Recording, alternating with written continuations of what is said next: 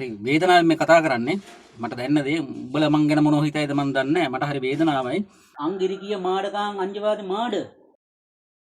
නාන්සෙල්ලදි වෙල්ලන් ගිල්ලයා. මං කල්පනා කර මේ වෙලාවේ කරන්න හොඳම දේ තියෙන්නේ කින්නියා පැත්තට ඇවිල්ලා සත්තු 4-5ක් හොයාගත්තොත් හොඳ ගාණක් තියාගෙන විකුණන්න පුළුවන්.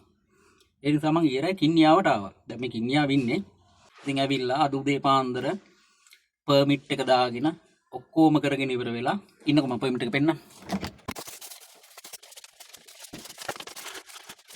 දැන් ඔයාලට පේනවා ඇති මේ පර්මිට් දාගෙන මේ බිල් එක මේ තෙමිලා තියෙන වැස්සට මෙහෙට වැස්සා. ඔක්කොම කරගෙන දැන් අද හවස 6 වෙන්න ඉස්සෙල්ලා මම කොළඹට යන්න ඕනේ මේ සත්තු ටික අරගෙන.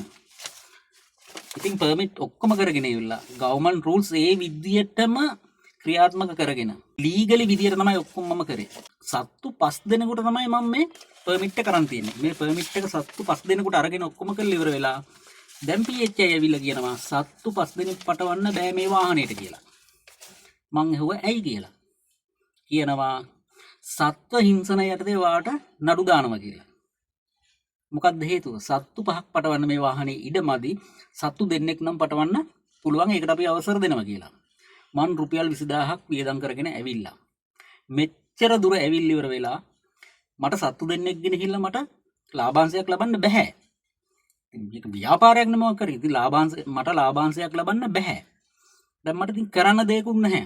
මේ රටේ නීතියද මට තේරෙන්නේ නැහැ. මේ ගවර්න්මන්ට් එකේ රූල්ස් රෙගුලර් මොනවද කියලා මට තේරෙන්නේ නැහැ. ඉතින් මම හරිම ලීගලි විදිහට තමයි මේ හැමදේම කරේ.